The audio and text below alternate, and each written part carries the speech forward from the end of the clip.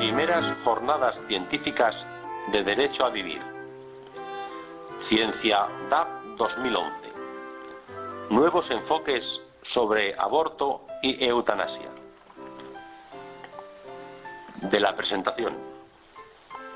En estos momentos en los que en España se están aprobando leyes que atentan de una manera frontal y radical contra la vida humana, queremos contraponer al marketing ideológico la verdad de la ciencia.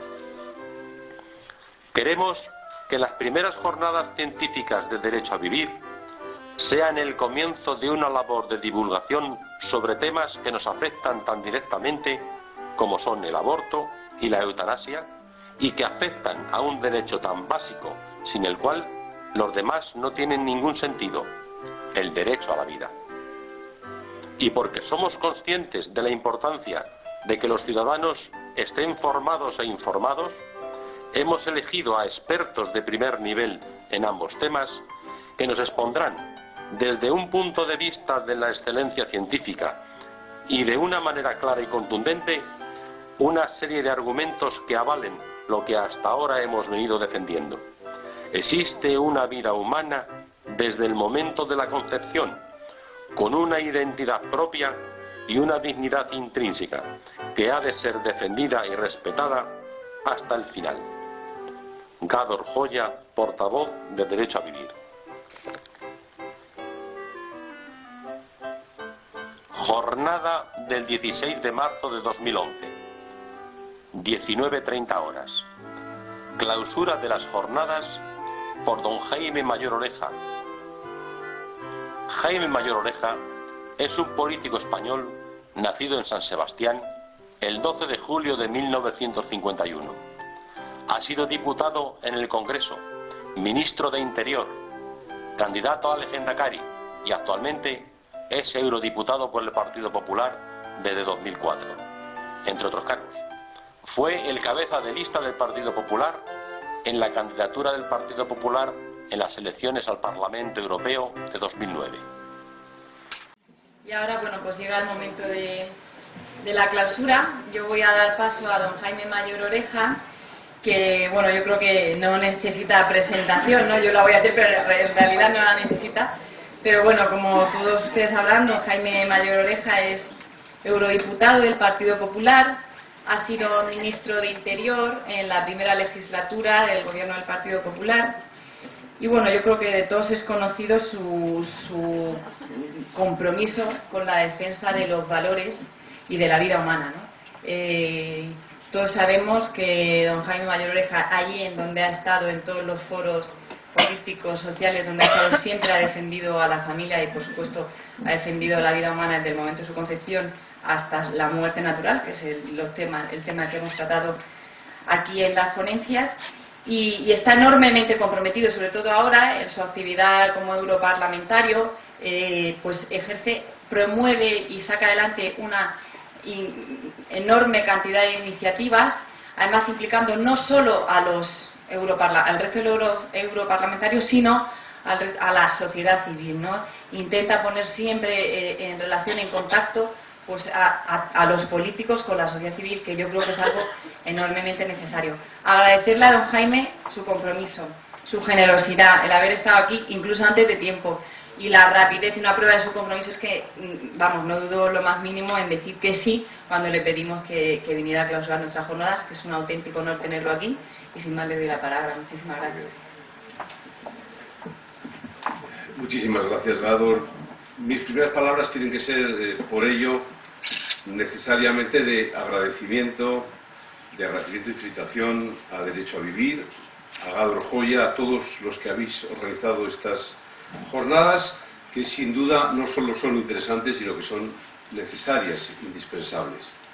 Pero yo quiero primero felicitaros a todos los que estáis aquí, porque sin duda todos sois un ejemplo de compromiso, de tenacidad, de firmeza moral. Estáis siendo una referencia constante de lo que debe ser la defensa sin descanso de algo tan imprescindible para una sociedad y al mismo tiempo tan debilitado en la nuestra, como es un sistema de valores, de principios, de creencias sobre los que edificar y sustentar la vida en común. En mi intervención voy a tratar de desglosar, de limitar 4 apartados distintos. El primero es el auténtico debate que se está produciendo hoy en las sociedades europeas y en la sociedad española, que no es una excepción.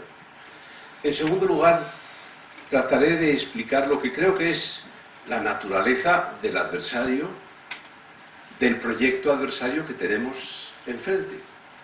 En tercer lugar, me referiré a un sentimiento que no está en vosotros, pero que está en muchas personas que piensan como nosotros y que, en mi opinión, es necesario erradicar hoy en las sociedades europeas. Y en cuarto lugar, haré unas reflexiones finales, unas consideraciones finales para apuntar líneas de acción, criterios de acción, líneas de actuación que, en mi opinión, deberían caracterizar a los que estáis en la sociedad y a los que estamos también en la vida política. La primera cuestión es el auténtico debate que se está produciendo en las sociedades europeas. Hay muchos debates abiertos en nuestra sociedad hoy. Vivimos el debate de la crisis económica, de cómo salir de ella, de cómo combatir, especialmente en España, el drama del paro. Vivimos también en España un debate político provocado por un gobierno debilitado ante unas elecciones autonómicas y municipales y luego generales. Vivimos también un debate del terrorismo, de lo que en mi opinión son las trampas y mentiras que se derivan de un proceso en marcha entre el gobierno y los terroristas. Vivimos muchos otros debates abiertos, las revueltas de Oriente Medio, la energía, el riesgo nuclear, pero sin duda ninguna hay un debate mucho más esencial, mucho más trascendente y que afecta al corazón mismo de nuestras sociedades europeas, y ese es el debate de los valores. El trasfondo, la causa última de la crisis global que estamos padeciendo, que se manifiesta en crisis económica y financiera, que se manifiesta en crisis sociales, que se manifiesta en España en crisis territorial e institucional, no es otra que una profunda crisis de valores, en el que sin duda están sumidas las sociedades occidentales. Y por ello, del mismo modo que la crisis puede tener múltiples manifestaciones, pero en definitiva todas en realidad son manifestaciones de la misma realidad, como es la crisis de valores, igualmente tenemos que entender que para la próxima generación, para la próxima década, la solución, la conclusión, el resultado esencial será el que produzca la conclusión del debate sobre los valores que sin duda hoy están en liza. Por eso, ese debate esencial es la contraposición entre la defensa de los valores y la deliberada búsqueda de la destrucción de los mismos. Esto no es un debate estrictamente político, es algo que va más allá del enfrentamiento de ideologías, de una pugna tradicional entre la derecha y la izquierda. Y no es un debate tampoco sobre quién nos debe gobernar, es mucho más que esto. Es un debate cultural, es un debate en el que se contraponen dos modelos de sociedad, en el fondo dos concepciones de la persona, una sociedad basada en la fortaleza que aporta la defensa de un sistema moral de principios y valores, y aquella otra que fundamentalmente se asienta o busca una sociedad débil, aletargada, indolente, fácilmente manipulable, en la que solo se cree en la nada. Se trata de socializar la nada, y por ello en el que el todo vale son los referentes más aparentes. Por eso, de todo este debate de valores, la defensa del valor más esencial y primero de todos, como es el derecho a la vida, adquiere una importancia suprema. Se convierte en la cuestión primera y más esencial en la batalla más irrenunciable de cuanto nos exige librar el adversario que tenemos ante nosotros, un adversario que se caracteriza porque es evanescente, transversal, que tiene una enorme capacidad de contagio y que nosotros decimos que es esa doctrina de un relativismo moral. Por eso hay que entender el relativismo, la doctrina del todo vale, se ha extendido en los últimos años con inusitada fuerza por el conjunto de la sociedad occidental. Es un mal común en Europa. Ha encontrado el caldo de cultivo en unas sociedades que habíamos alcanzado un alto grado de prosperidad y por ello se habían vuelto cómodas e indolentes. No creer en nada, abandonar los valores, pensar que uno es libre realmente cuando no tiene convicciones, pues resulta en ocasiones demasiado tentador en tiempos de bonanza. Pero cuando llega la crisis, se pone más de manifiesto que nunca la debilidad a la que conduce ese relativismo, relativizarlo todo, lo desarmada que deja una sociedad para reaccionar con fortaleza cuando llegan tiempos difíciles. En España esa cultura del relativismo se ha hecho especial porque se ha hecho proyecto de gobierno, a diferencia de lo que sucede en otros países europeos donde ciertamente tiene sin duda relevancia, pero es que en España se ha hecho el relativismo proyecto de gobierno. Y por eso este proyecto es el que de alguna manera marca el hecho diferencial con otros países europeos. La segunda idea es que pueda profundizar unos minutos sobre la naturaleza, por eso, del adversario que tenemos delante de nosotros.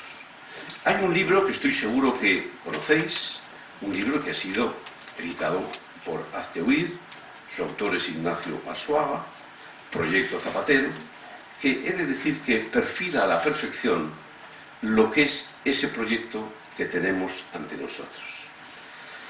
Frente a quienes creen que la forma de gobierno de Zapatero consiste en la improvisación, o en los bandazos, o en los golpes de efecto, y que lo que está haciendo en estos temas son cortinas de humo, lo que deja muy claro este libro, y yo lo comparto al 100%, es que enfrente tenemos un proyecto, una estrategia real y global, que tiene una envergadura más estructurada y estratégica de lo que podría parecer en un análisis superficial. Está fracasando este proyecto, pero los resultados de fracaso no se deben a la improvisación, no, se deben a la perversidad del proyecto que está hoy caracterizando la acción del gobierno. Por ello es fundamental entender la naturaleza y el objetivo del adversario que tenemos ante nosotros. Fundamentalmente tenemos un gobierno que esencialmente trata de ejercitar lo que es un proyecto de ingeniería social, es decir, un gobierno no para resolver los problemas de la gente, sino para cambiar las conciencias de las personas. Eso es esencialmente un proyecto de ingeniería social y por eso hay, curiosamente, tantas prohibiciones. Tratan de cambiar las conciencias de las personas.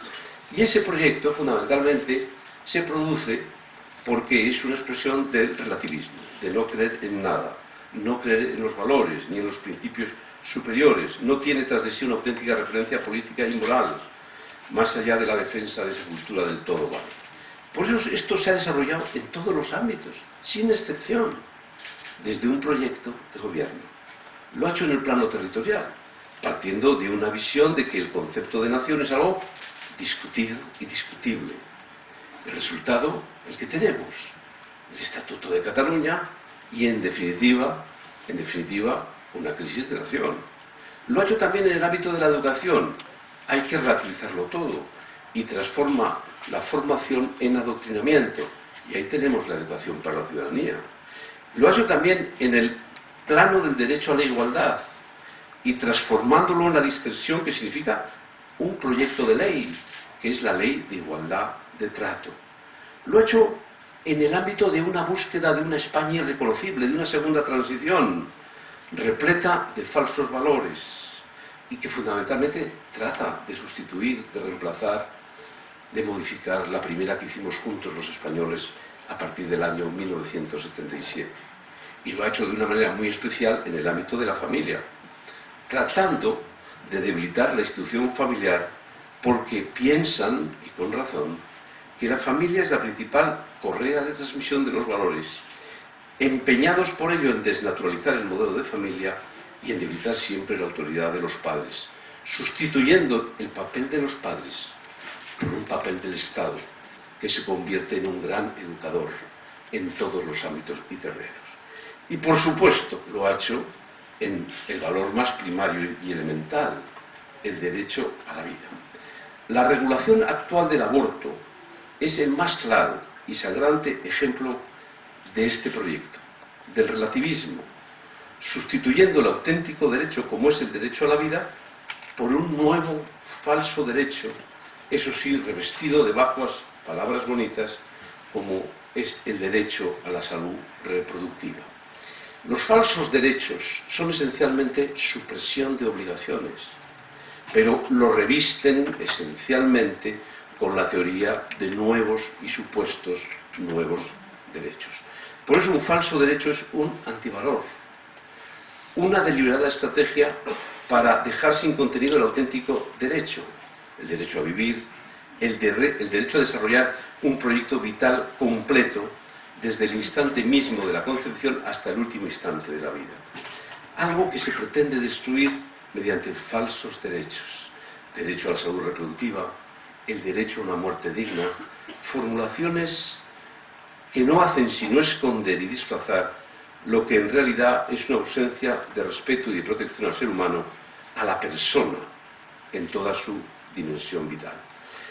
Permítanme que luego, en estos momentos, haga una referencia también al libro de Ignacio Arzuaga, porque en él se expone con gran claridad sistemática en qué consiste esa estrategia de banalización del derecho a la vida, su sustitución por un falso derecho al aborto. Una estrategia que pasa por una serie de principios de acción que se destacan con brillantez en el libro. La simplificación del mensaje proabortista mediante la identificación de un enemigo principal, la Iglesia católica. La vulgarización y reiteración de ese mismo mensaje mediante el uso de palabras que lo embellecen, como decía antes, presentándolo como un logro de la mujer o como un ejercicio de la defensa de la dignidad humana. El silenciamiento de quienes mantenemos posiciones contrarias y plenamente razonadas, la utilización de mitos, del imaginario colectivo para justificar una postura, ya sea apelando a la Inquisición o a la derecha más extrema que reaparece en España. Todo eso forma parte de una estrategia. Todo ello forma parte de un proyecto de ingeniería social para manipular a la sociedad y alterar las conciencias individuales y colectivas de España. En eso, como digo, consiste en este proyecto de ingeniería social. Ocultemos los auténticos valores, promocionemos antivalores para seguir logrando una sociedad indolente, aletargada y fácil, dócil, que a la postre es más manipulable y manejable. Pues bien, esta es la estrategia del adversario, del relativismo que tenemos enfrente, y no es un adversario ni pequeño ni menospreciable, es un adversario con un proyecto real y global. La tercera reflexión en mi intervención, ¿qué pasa a muchas personas que coinciden con nosotros? Haré la excepción vuestra, porque vosotros sois una minoría en ese sentido ejemplar. Pues bien, hay muchos que tienen la sensación de que ese adversario que he descrito está ganando. Los voceros del relativismo son más ruidosos, parecen ser más, parecen contar con más simpatías, con más apoyo, especialmente en medios de comunicación. Y sobre todo porque el relativismo que he descrito se disfraza y se envuelve con el devenir del tiempo. Es decir, en este ámbito lo que sucede es que el tiempo transcurre y cambia las conciencias y las personas. Y eso produce dos sensaciones muy peligrosas. La primera, como hay una moda dominante, como hay una crisis de valores, la crisis de valores en plural produce una crisis de valor en singular.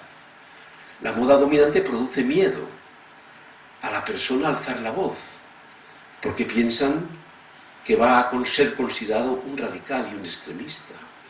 La moda dominante hace que una persona que tenga unas convicciones, que sea una persona normal, sea considerado un retrógrado, un cavernícola, un radical. Y yo que he vivido en el País Vasco sé que los miedos reverenciales a las modas dominantes son más difíciles de combatir que incluso el medio físico a una organización terrorista. Por eso se produce una crisis de valor, en singular, de valentía, de muchas personas que, coincidiendo con nosotros, no se atreven a alzar la voz en nuestra sociedad y piensan que tienen que defender esos valores en su esfera privada, en su ámbito familiar, pero que en el fondo lo que no deben, porque son muy poderosos los de enfrente, porque te ridiculizan con facilidad, es alzar la voz en el conjunto de la sociedad, como si tus convicciones estuviesen condenadas a estar escondidas en tu ámbito privado. Y por ese sentimiento se produce otro, que es una moral de derrota. ¿Cómo vamos a derrotar al devenir de los tiempos? ¿Cómo vamos a derrotar si esa batalla puede estar perdida? Nos aplasta una desproporción mediática entre quienes defendemos un modelo, una visión de la sociedad y quienes defienden la contraria. Y tenemos en ocasiones, muchos tienen la sensación de que nada valdrá lo que hagamos porque el relativismo es demasiado poderoso. Parece que ha ganado, que se ha instalado sin remedio en nuestra sociedad.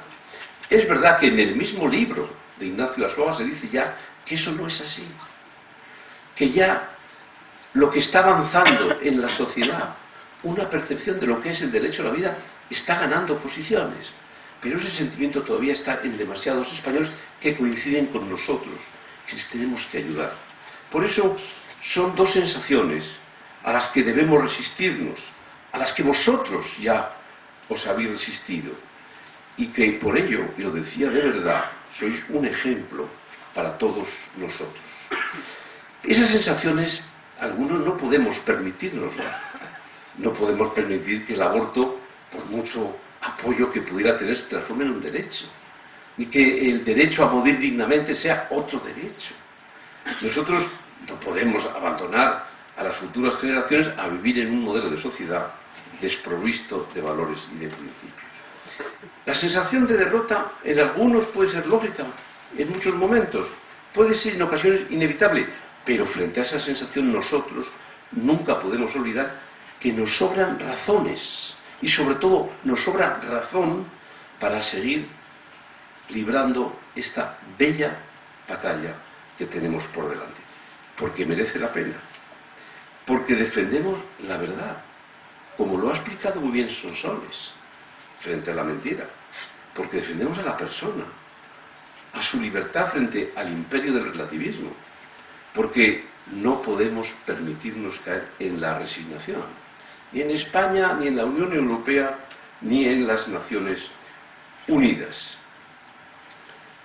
La mentira tiene una enorme fuerza, arrasa con todo, tiene un enorme poder destructivo, y la mentira además tiene la capacidad de transformarse en una aparente verdad.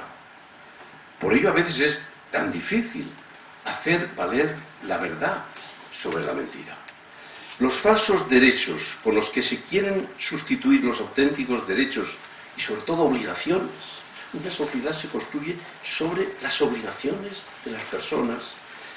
Tienen esos falsos derechos un atractivo, una pseudoimagen de modernidad, una capacidad de seducción para una sociedad debilitada moralmente que sin duda a veces se hacen inmunes o resistentes ante la verdad.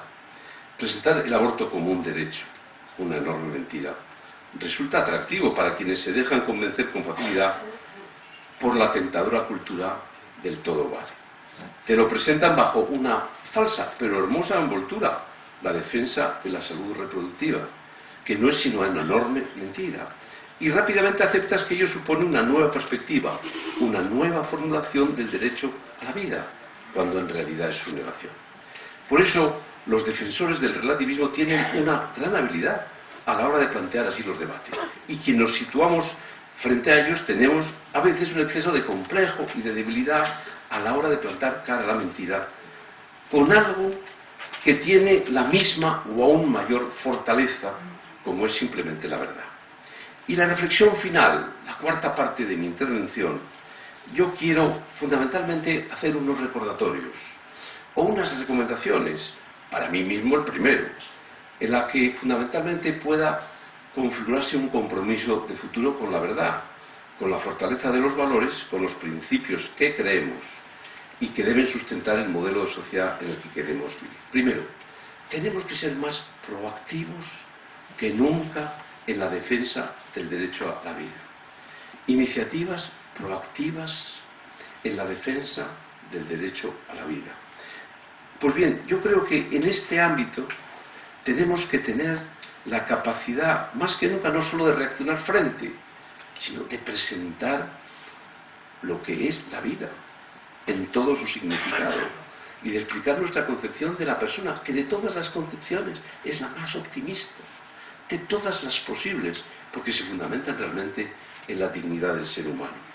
Ello requiere que fundamentalmente hagamos un esfuerzo para promocionar un nuevo lenguaje de la vida. En el Parlamento Europeo hace pocos meses he organizado un seminario para hablar del nuevo lenguaje de la vida. Fundamentalmente en el ámbito de explicar, o en el terreno de la explicación, de que realmente nosotros tenemos una enorme capacidad, si nos empeñamos, en hablar de la vida y de no administrar la cultura de la muerte. Eso también nos requiere que hablemos cada vez más con los medios de comunicación y con los responsables políticos, para que en un esfuerzo de círculos concéntricos crecientes cada vez haya más personas que vayamos defendiendo este derecho a la vida. Pero todo eso cada día requiere más, pero no solo por el poderío del adversario, sino por la entidad de lo que defendemos nosotros, cada día más organización, más estrategia, más actualización, más elaboración, más tiempo que tenemos que saber dedicar los políticos y los no políticos a esta tarea, al margen de nuestra actividad profesional concreta y determinada. Es decir, requiere más que nunca que sepamos sumar los esfuerzos en nuestra sociedad. No somos la minoría que algunos pretenden que sintamos ser. Somos muchos más de los que nos quieren hacer creer que somos. No voy a entrar en el debate si somos una gran minoría o una mayoría exigua. Lo que sí digo es que hace falta un esfuerzo progresivo de unidad, de coordinación, de todas aquellas personas y organizaciones que defienden principios y objetivos comunes en la defensa del derecho a la vida. Un esfuerzo que nos conduzca a un trabajo cada día más coordinado, un auténtico trabajo en red de todas las organizaciones que existen, no solo en España, sino el conjunto de Europa. El acto unitario que habéis convocado para el próximo 26 de marzo es un ejemplo y un referente adecuado porque fundamentalmente une a organizaciones. Y de ahí el aplauso que me merece la organización del 26. Y debemos dar la vuelta a las pretensiones relativistas de promover un laicismo radical, como si fuese la única expresión posible del laicismo. Nosotros queremos configurar lo que algunos han dicho, el Papa en el último viaje a Francia, Nicolás Sarkozy en el último encuentro que tuvo con el Papa, la laicidad positiva, que sumemos a creyentes, no creyentes, que más allá de las convicciones religiosas o no de unos y de otros, pero podemos compartir unas convicciones morales en la defensa de la persona y de la vida. Y sólo así podremos ser capaces de plantar cara a ese poderoso adversario que he descrito, paso a paso, porque el adversario no es ni pequeño ni débil, no se le va a derrotar en un día. No vamos a cambiar el rumbo de la sociedad en un día, pero sí es posible cambiarlo paso a paso, año tras año, en el ámbito científico, como lo habéis hecho en estas jornadas, en la estrategia de divulgación y de comunicación de la tragedia que significa el aborto, como lo habéis hecho en el día de hoy, y en la capacidad de ampliar, no encerrarnos, el círculo de apoyo a nuestra posición. Por eso, nunca es demasiado tarde. Hemos dado paso atrás en España y en general en Europa, y de ahí la crisis que vivimos. Pero no nos dejemos ni arrastrar ni vencer por la resignación, sentimiento que hay que saber erradicar. Termino. Tenemos que ofrecer a la sociedad un proyecto alternativo, un proyecto de regeneración de valores. Y eso pasa esencialmente por un cambio de muchas actitudes personales. Y sin duda, esa será la salida también de la crisis. Un cambio de actitudes personales. La defensa de la verdad es una tarea difícil, a veces ardua. Y yo, que también lo he padecido en otros ámbitos y en otros terrenos, he de decir que he aprendido bien esta lección. Decir una vez la verdad es muy fácil en la vida. Decir muchas veces la verdad es agotador y exhausto. Ahora, decir siempre la verdad es un calvario. Pero eso es lo que tenemos que hacer. Decir la verdad con la sonrisa en los labios y defendiendo lo que nosotros creemos que es la esencia del debate que se está produciendo en el corazón de las sociedades europeas. Pues bien, ese es nuestro principal deber, nuestro principal compromiso. Simplemente defender la verdad. Decir la verdad. Sentir reforzados y respaldados por la razón que nos da saber que estamos actuando desde la verdad. Y termino diciendo, no lo dudéis, el tiempo os dará la razón. No lo dudéis, el tiempo demostrará que estáis en la vanguardia del progreso, es decir, de la razón y de la civilización. Y el tiempo colocará a quienes favorecen, legitiman el aborto como un derecho, la historia les colocará en la aberración, en la degeneración, en lo retrógrado, como tantas veces la historia les ha colocado. Muchas gracias.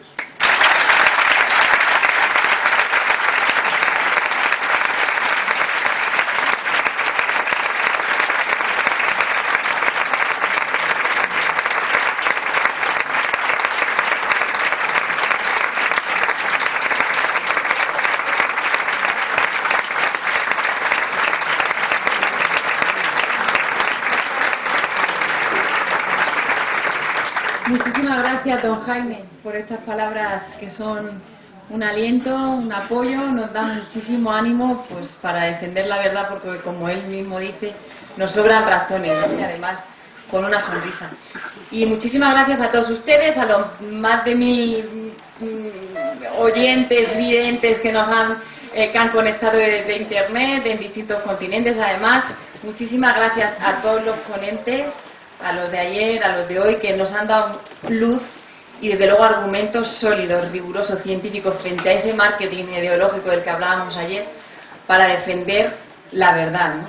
Y bueno, para defender el hecho de que existe una vida humana desde el momento de la concepción hasta el final, que debe ser defendida hasta el final, tiene una dignidad intrínseca por la que todos tenemos que luchar, y que si existe un derecho que realmente merece la pena luchar por él, es el derecho a vivir. Les emplazo, la próxima cita, la más cercana es, como ha recordado don Jaime, el 26 de marzo, sábado 26 de marzo a las 12 en la calle de Madrid y de toda España, y desde luego quedan invitados para la segunda jornada científica de derecho a vivir, que espero que se puedan celebrar dentro de un año, a la que asistan todos. Don Jaime, muchísimas gracias, gracias a los ponentes y gracias a todos ustedes.